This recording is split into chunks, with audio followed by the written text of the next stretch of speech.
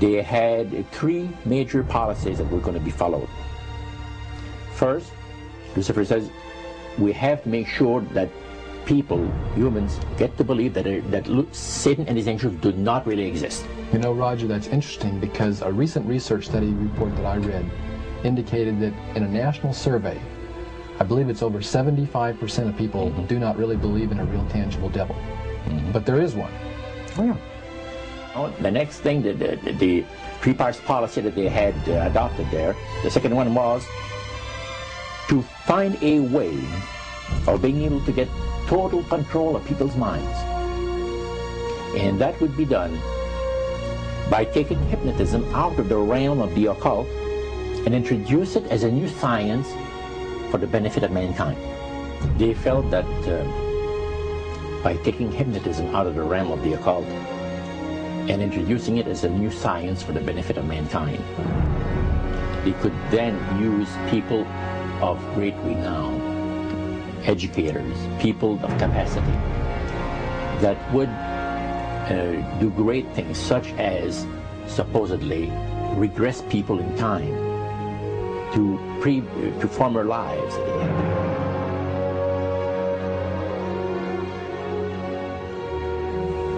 And of course, after the session is over, the person would not know a thing about ancient history.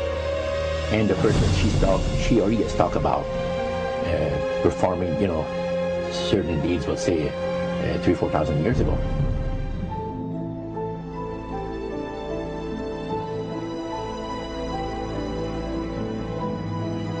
But this was their strategy. Now, what this would do for the thing is this, that it would create in the minds of the general public, solidly set in the mind of the general public, an unwavering trust in that great deception. So now this would be a way of de-Christianizing the Western world through the avenue of mysticism. The three things were, number one, that they did not want Satan did not want the human family to think that he or his angels existed. Right. The second point that you made had to do with taking control of people's minds. That's right. The third point was what? Was to destroy the Bible without burning it. Okay. See? And what was his strategy on that? On that, it was very interesting. Because after the Great General Council, it was decided that Satan would tutor Charles Darwin personally in setting up the principles of his theories of evolution. He was tutored by Lucifer himself, fallen Lucifer. And at that time, it was understood, Satan and his spirit counselors understood, that if a person was led to believe in the theory of evolution, it would, in his life, destroy completely the creation week of the Bible, the fall of man, and the plan of redemption. It would do away with it. Anyone that teaches a theory of evolution is considered to be a minister of a great religious system. And he said that every teacher of that theory is recognized by the spirits as a person of great value and receives a very special unction from Satan himself, giving great power to induce spiritual blindness, to convince and convert. Three capacities.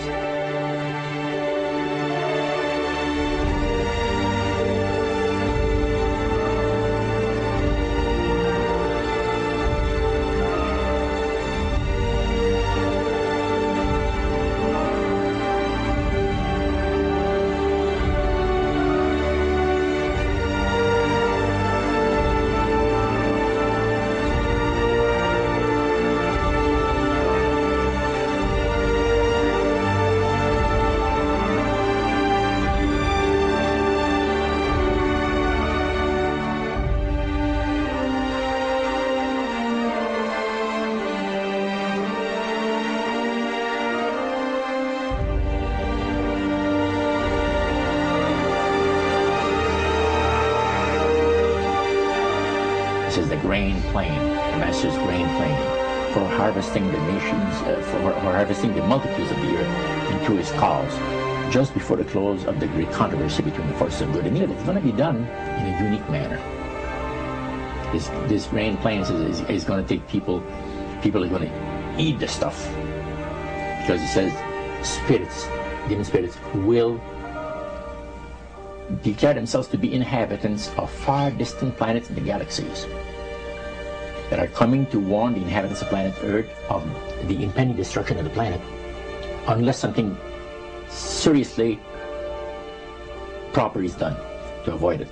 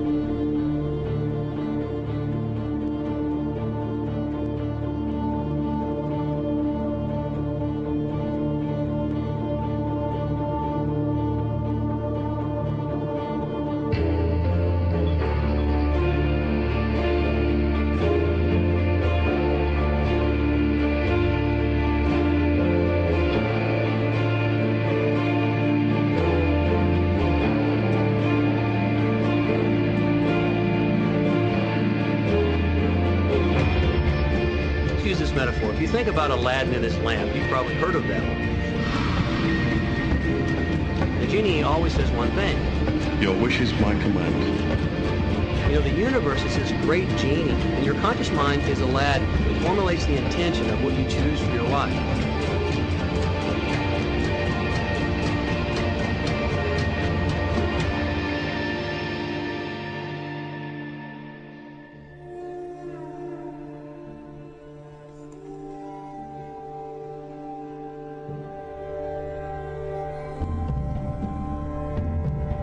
At the very heart and core of all these secret societies lurks the Kabbalah. It is a method of encoding information through a system of mathematics and numbers. These people that belong to the secret societies never dared to write down in any language what they knew, what it was that they were guarding, because then someone could steal it and then the secret would be out.